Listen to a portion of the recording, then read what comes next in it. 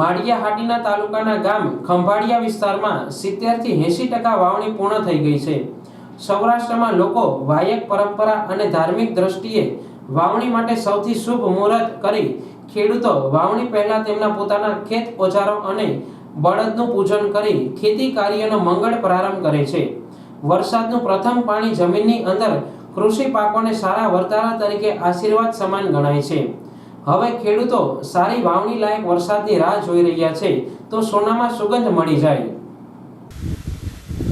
મારું નામ જીમભાઈ પટાણ, માળિયાહાટીના તાલુકાનું ખંભાળિયા ગામ।